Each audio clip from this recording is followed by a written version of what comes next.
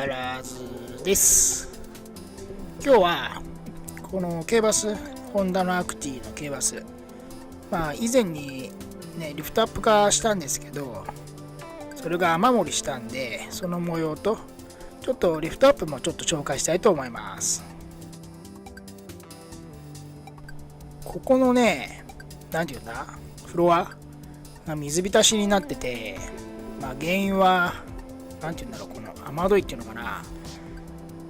あそこ天井に、屋根にカリスマつけてるんですけど、それを父ちゃんがぶつけて、そしたらそのね雨どいが歪んでしまって、そこが割れて、そこを伝って、漏れてきたんだよね。でこれは今ニードルフェルトを全部入れ替えました。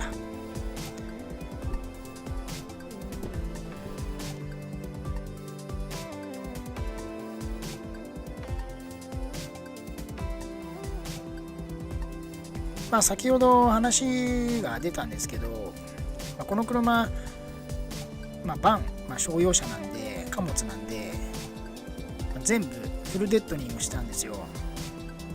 こういうふうにエジットレックスとオトナシートと、あとはニードルフェルト、これをフロアと、あとはルーフ、天井とドア全部に施しました。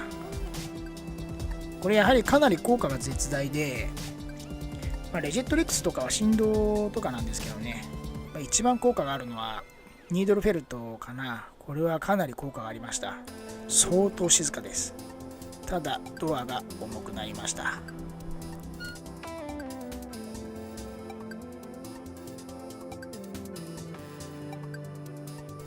これはね、コーキングで直そうっていうことで、ちょっと板金してコーキングをやってる図だよね。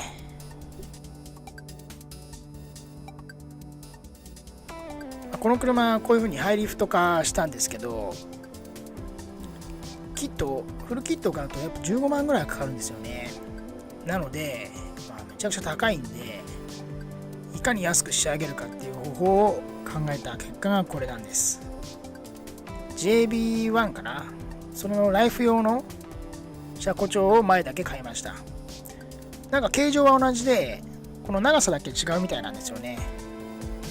でライフ用は長いみたいなので、それを加工して、この車庫帳にピロアッパーだけ組んで、前はこれで組みます。これでかなり上がります。ただサスを変えるときはすごい長くなるんで、フェンダーも取らなきゃダメでした。これはね、フェンダーを外して無理やり入れてました。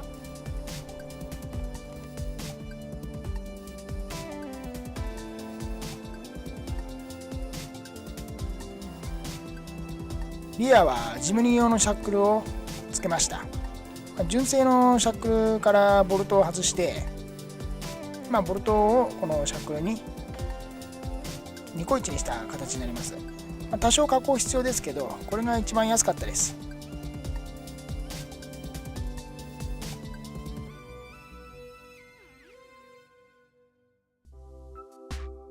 バンパーカットして見えると思うんですけど、ここがシャックルですね。これをジムニー用に交換しました。バンパーは2箇所カットします。真ん中クリップで止まってるんで、こういう形状にカットしました。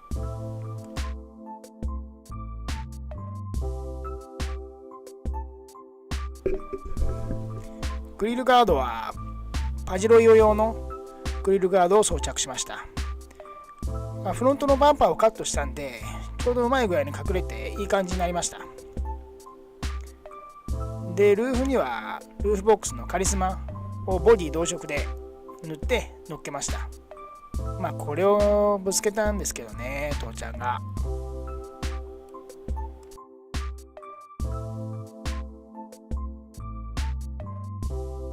フロントとリアのバンパーカットです。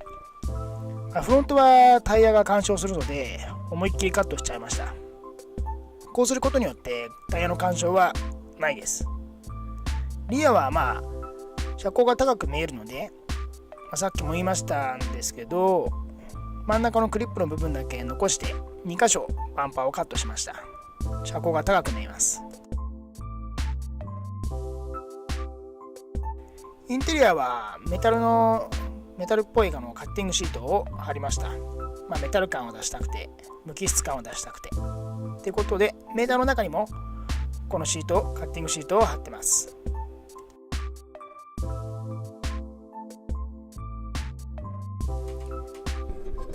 タイヤはハスラー用のタイヤですねのマットタイヤを履いてます。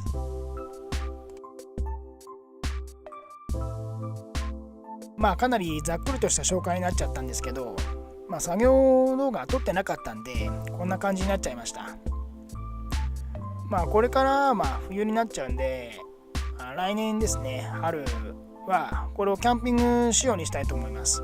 材料は全部揃ってあるので、隣に写ってるエブリィとこのアクティとこの2台をキャンピング仕様にしたいと思います。本日もご視聴ありがとうございました。よろしければグッドボタン、チャンネル登録の方もよろしくお願いします。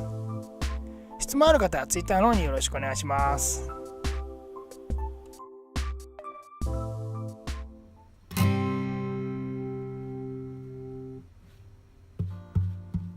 っちに